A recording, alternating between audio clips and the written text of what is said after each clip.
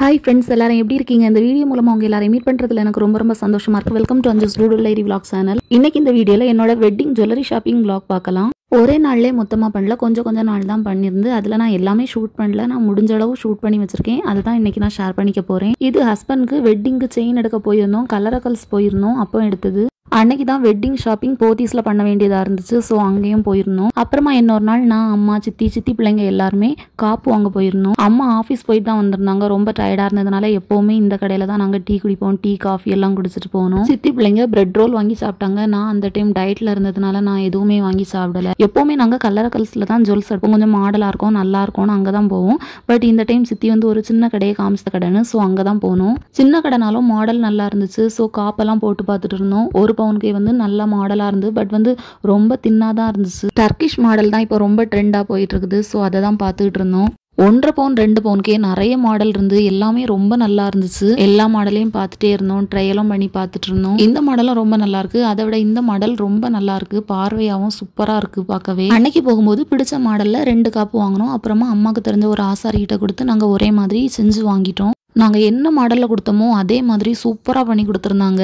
அப்புறமா வெட்டிங்க்கு நான் போட்டிருந்த இயரிங், அது நாங்கள் கலர்ஸில் வாங்கியிருந்தோம். ஒயிட் கோல்டு, ரோஸ் கோல்டுலாம் வச்சு சூப்பராக இருக்கும். பட் இதை வாங்குறதுக்குள்ள 1000 கன்ஃபியூஷன். ஏன்னா எனக்கு பெரிய கம்மல் போடுறது பிடிக்காது, நம்ம ஃபேஸ்க்கு நல்லா இருக்காதோ, எப்படி இருக்கும் அப்படி இருக்கும்ன்ட்டு எல்லார்ட்டையும் சஜஷன் கேட்டு லாஸ்ட்டாக இதை ஃபைனல் பண்ணேன். அன்னைக்கு தான் இந்த இன்ஃபினிட்டி போட்ட இந்த நெக்லஸும் வாங்கியிருந்தோம். இதுக்கு நிறைய பேர் டிஎம் பண்ணியிருந்தீங்க, எங்கே வாங்கினீங்க. கலர்ஸ் ஜுவல்லரியில் வாங்கியிருந்தோம். எனக்கு ரொம்ப பிடிச்சிருந்துச்சு. அப்புறமா ஷாப்பிங்லாம் முடிஞ்ச அப்புறமா சித்தி பிள்ளைங்க, நான், அம்மா எல்லாரும் ஆரியபவன் போயிருந்தோம். எப்போவுமே நாகர்கோயில் ஷாப்பிங்னாலே நாங்கள் ஆரியபவன் தான் போவோம்.